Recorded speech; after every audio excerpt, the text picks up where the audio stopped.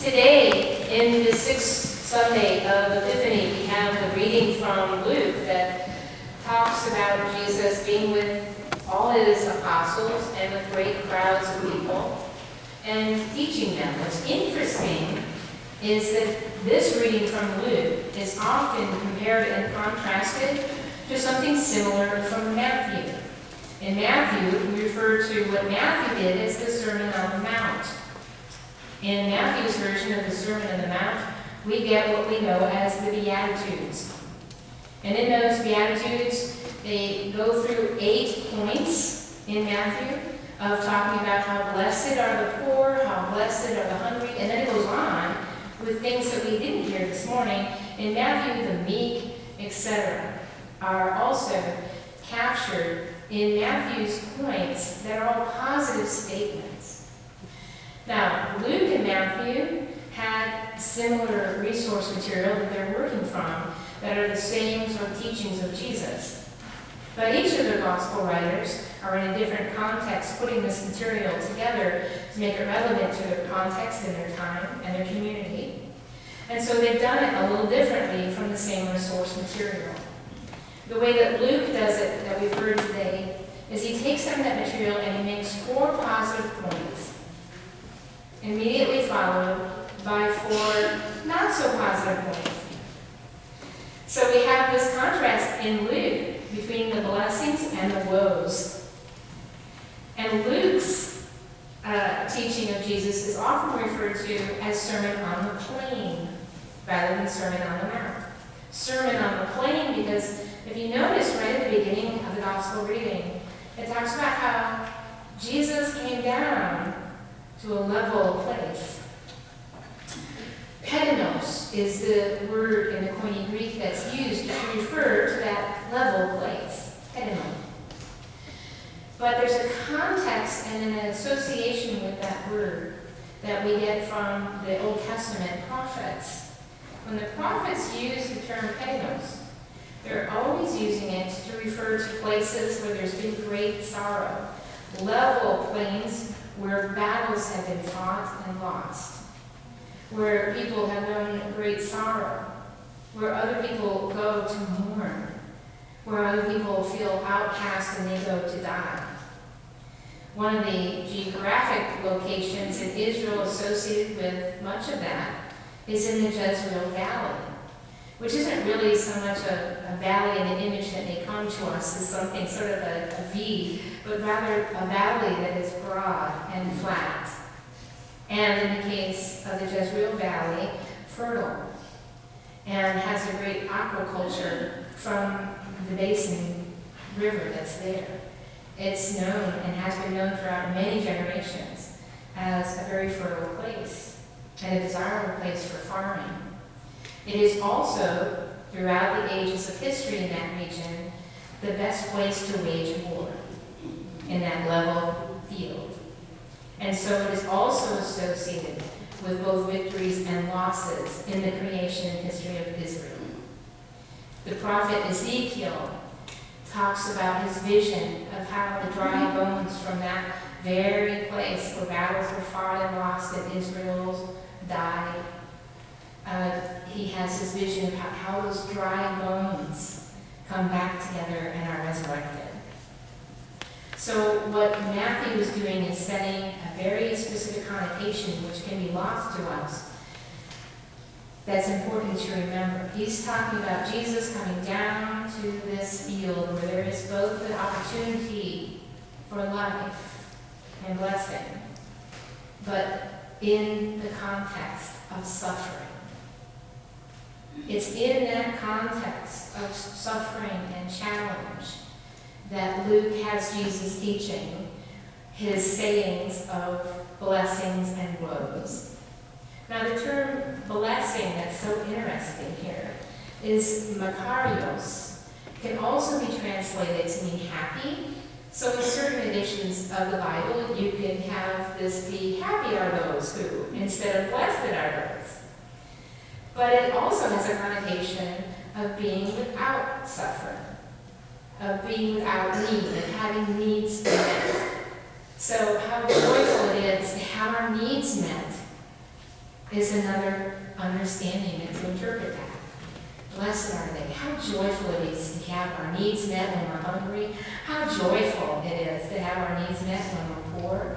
And whereas the woes, the 4 woes in the second half, if we take that word woe in the Koine Greek, it's oye.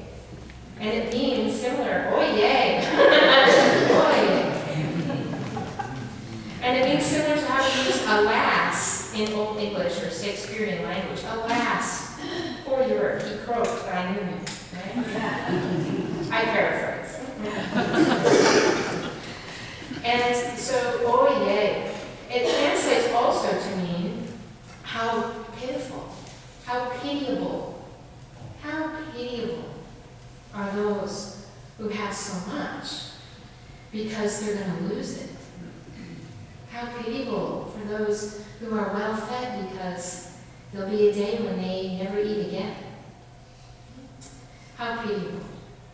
Now, if you look in your bulletin and you look at that gospel reading, there's something very intentional that the author of Luke is doing here.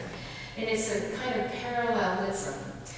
Hebrew parallelism, if you're reading scriptures or the prophets, often even the Proverbs and Psalms, you can see a parallelism that's two positive statements as couplets.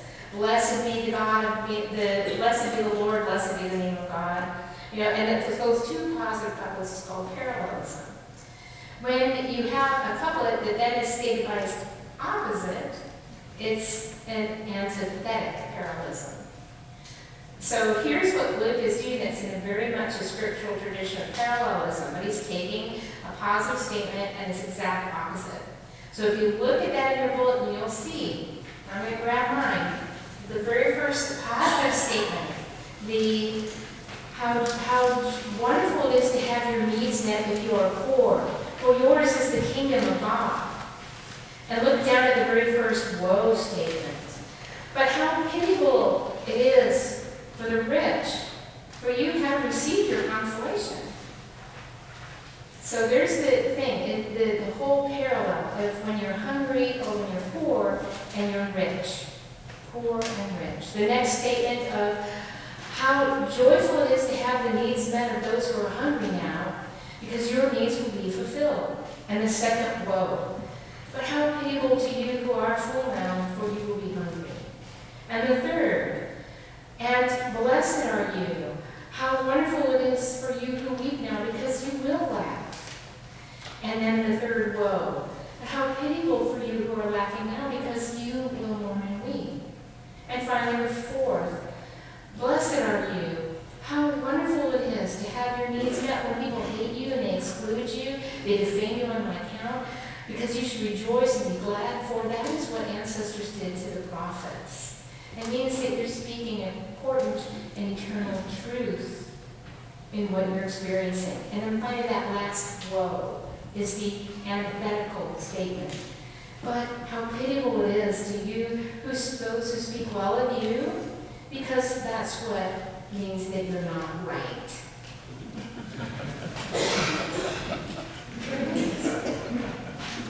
The people who are excluded are saying great truths.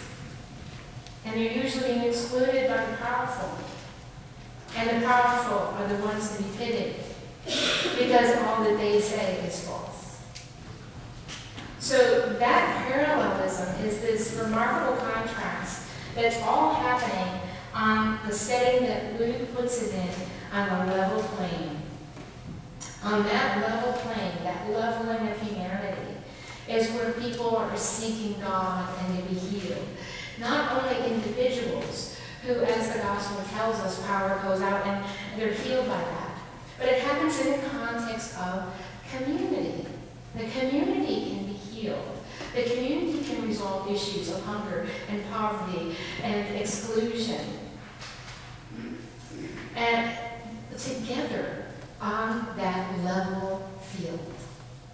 And it's in that encounter with God that we're to understand that resurrection and the idea of resurrection that we've heard about in today's reading from Paul to the letter of the people in Corinth, that he's talking about resurrection. It's not just an idea of the kingdom of heaven as something that's going to happen after we're dead, but something that through our relationship and the power of Christ can happen for the human community and the individuals in it right now, in the experience of coming together and having the experience of God, or the healing capacity of the community right now. We have to go to that level place, though. For those who have little, or those who are excluded, those who are ill, those who are sad and in mourning, the challenge is to go out and even be in community. For those who have much, for those who are joyful, for those who have everything that they need, it's harder to be daily in touch with the needs of others. And that makes it harder when things are going well to be mindful of the daily thanksgiving to God and the connection we have in our fulfillment to God. So being willing to kind of come down to a humble place as a daily spiritual practice of humble thanksgiving and recognition of where other people are at, versus coming the hardship and the challenge of coming from a place of isolation that maybe we've created for ourselves because of our circumstance or our grief. So all the human community is challenged to come to a very human and spirit-filled place together. Because that's where we heal. That's where we have the dialogue that's informed by our love for God and God's love for us. That's a vulnerable place where both the poor and the wealthy recognize equally their reliance on God and their need for the presence of God in their life. Because in the body of Christ, both the need of God and the satisfaction of that need are only found in one another. Let us do that work. We are to be magi for one another. The gifts that God gives us, we are to give to one another so that we might know the fullness of the kingdom of God right here and right now. In Christ. Amen.